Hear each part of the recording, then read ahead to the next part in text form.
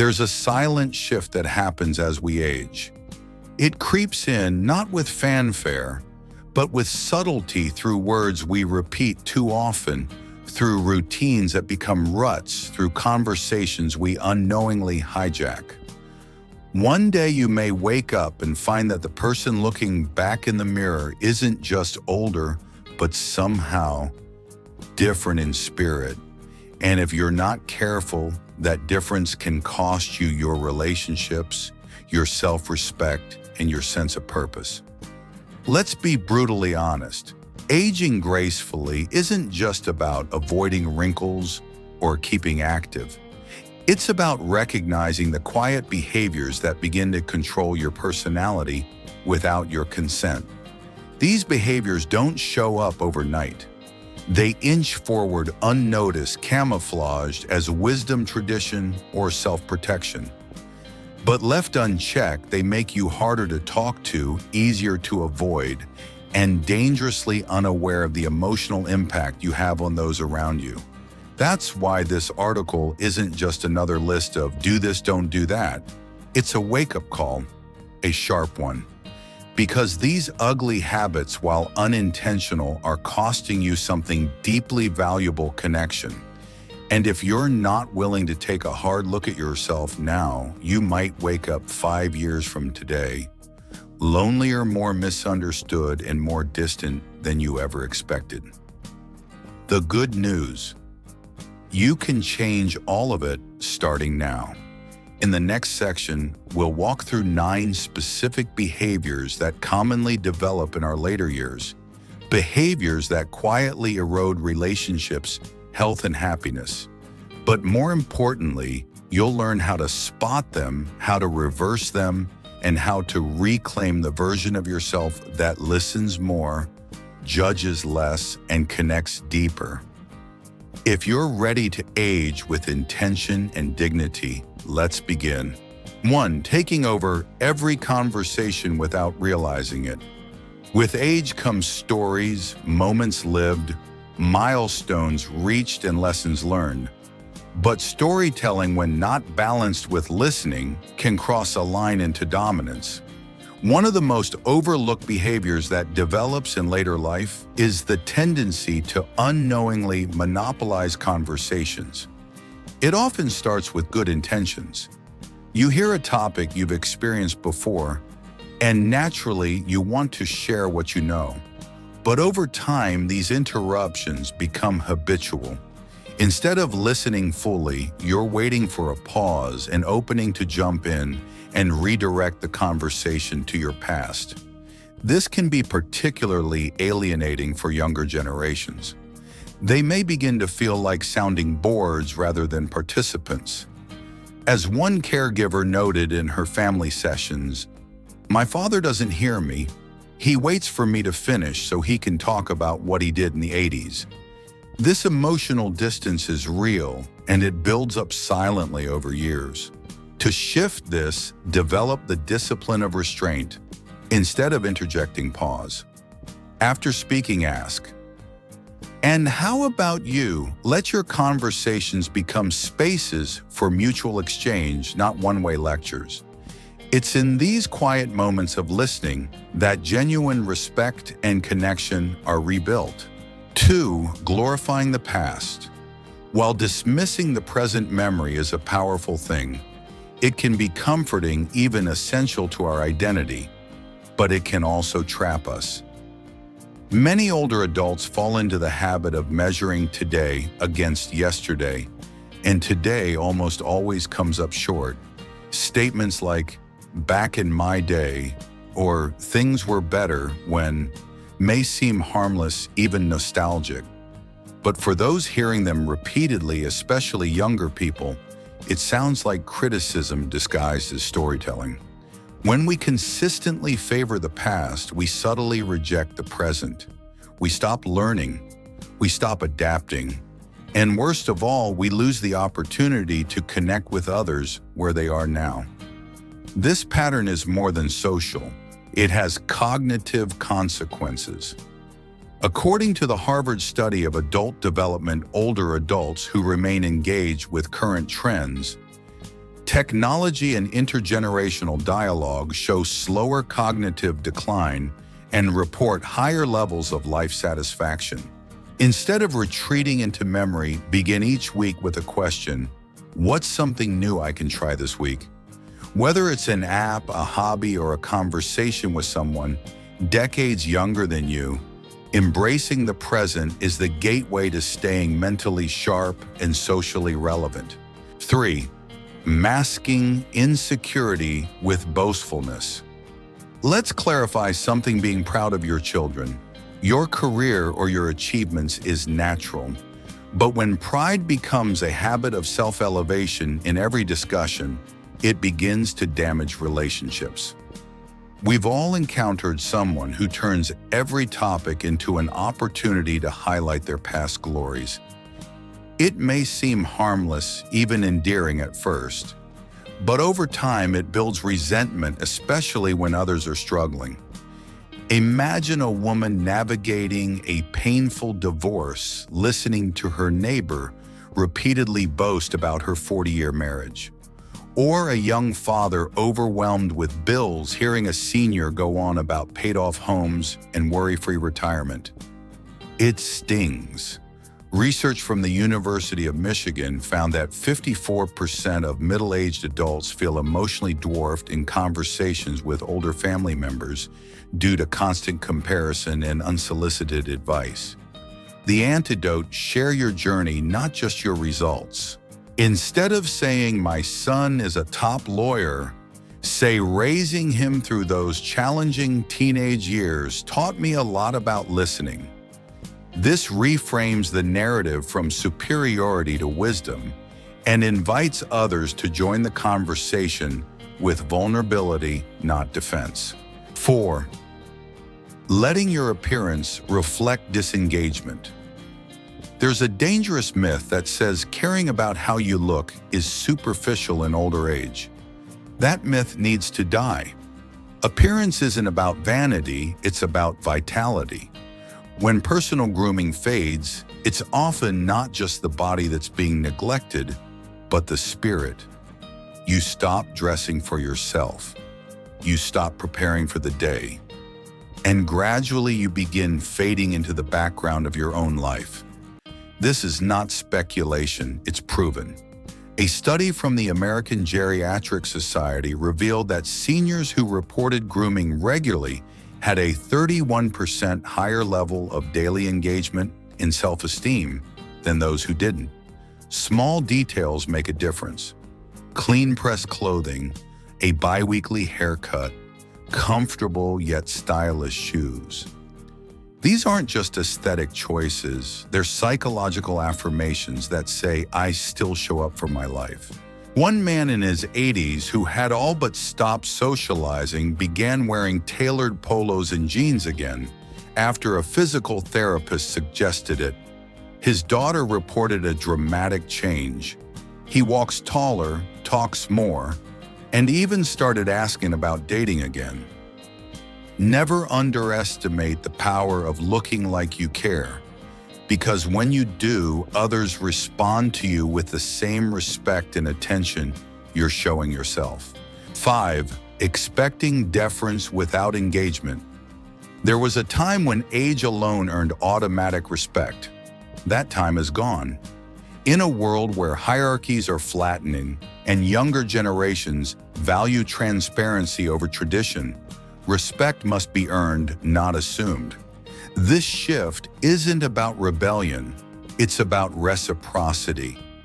If you demand deference but show no interest in others' opinions, ideas, or experiences, you won't be heard, you'll be avoided. Think about how frustrating it is when someone talks at you rather than with you.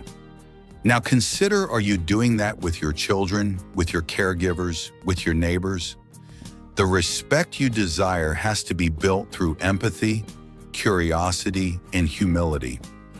A 2023 workplace aging study found that intergenerational respect grows strongest in environments where elders mentor without preaching and listen without dismissing. So how do you rebuild that dynamic? Start with engagement. Ask your grandchild why they believe what they believe, even if you disagree. Invite the opinion of a junior coworker before offering your perspective. These moments of shared learning don't diminish your wisdom, they elevate it. Because when people feel seen and respected by you, they'll return that respect freely and fully. 6. Carrying the weight of old grudges. Time doesn't heal all wounds, it only hides them under layers of silence and distance. One of the most corrosive habits that takes root in older adults is the quiet nurturing of unresolved resentment. Whether it's a long-forgotten argument with a sibling, betrayal from a friend, or harsh words exchanged with a child, the emotional residue of these moments lingers. And the damage is not just emotional. Chronic resentment has been directly linked to increased cortisol levels, which negatively impact cardiovascular health, sleep, and even cognitive function. A 2022 report in Psychosomatic Medicine found that older adults who exhibited high levels of emotional suppression and unresolved conflict were 27% more likely to report symptoms of depression and anxiety. But beyond the data, there's the lived reality. Grudges isolate. They make phone calls go unanswered. They prevent holiday reunions. They silence affection in the name of principle. One widower shared how he hadn't spoken to his daughter in 6 years over a disagreement about a will. "I lost my wife, and now I've lost my child too. But somehow I still thought being right was worth more." It's not. Letting go of grudges doesn't mean excusing pain or pretending it didn't happen. It means recognizing that the need to be right should never outweigh the need to be whole. You begin by choosing peace over pride, by writing a letter never sent, or by offering a quiet apology without expectation. You take the first step not for them, but for yourself. Because life after 60 isn't about collecting trophies of old battles won. It's about clearing space for peace, forgiveness, and final chapters that feel light-free of the burdens that never should have stayed so long. 7. Resisting change in a rapidly evolving world. If there's one thing life guarantees, it's change. Yet ironically, as we grow older, many become fiercely resistant to it. Whether it's refusing to learn new technologies, dismissing cultural shifts, or clinging to the old way of doing things, resistance to change doesn't preserve dignity, it diminishes adaptability. It often starts with technology. A simple smartphone update, a new TV remote, or the switch from paper mail to digital forms becomes frustrating. But when the frustration turns to avoidance, something more dangerous sets in: disconnection. When older adults avoid change, they risk losing touch with their families, their communities, and the practical tools that support independence. The consequences are stark. According to Pew Research, seniors who avoid digital engagement are nearly twice as likely to report feelings of isolation. On the other hand, those who participate in learning new digital tools report a 36% increase in emotional connection with family. But it's not just about gadgets, it's about mindset. Resisting change means resisting growth. It traps you in a version of yourself that slowly grows smaller, less flexible, and more fearful. Change doesn't ask you to abandon your values. It asks you to stay present. Begin with small shifts. Learn to send a voice message, try a plant-based dish, or listen to a podcast outside your usual tastes. Change approach with curiosity becomes less a threat and more a window into continued relevance. Adaptation is not surrender. It is evolution at any age. 8. Hiding behind emotional walls. A life lived long is often marked by loss of loved ones, of dreams of stability. And with that loss can come an unconscious decision to protect oneself by closing off. Many older adults stop expressing vulnerability, convinced it's safer to suppress than to share. But emotional withdrawal is not strength, it's survival in its most depleted form. It keeps others at arm's length. It makes relationships superficial. It replaces honesty with ritual and connection with routine. And the cost is immense. Studies from the Journal of Aging and Health show that seniors who report emotional suppression have a 42% higher incidence of cognitive decline and are 3 times more likely to describe their relationships as unfulfilling. Opening up isn't easy, but vulnerability is not a weakness, it's a gateway to meaning. It's how you transform acquaintances into friends, strained bonds into healing ones, and loneliness into intimacy. Start small. Share a fear with someone you trust. Tell a loved one how much you miss someone. Cry when you need to. Apologize without justifying. These moments open doors not just between you and others, but within your own soul. Because you don't just deserve to be heard, you deserve to be felt. 9. Living in the shadow of the past. There's a warmth in memory, but when memory becomes your only home, you stop building anything new. Too many older adults live in a loop of nostalgia, not as a source of joy, but as a retreat from the discomfort of change. This clinging to the past is seductive. It tells you that life was better then, that your best days are behind you, that there's nothing new worth exploring. But those are lies whispered by fear, not truth grounded in wisdom.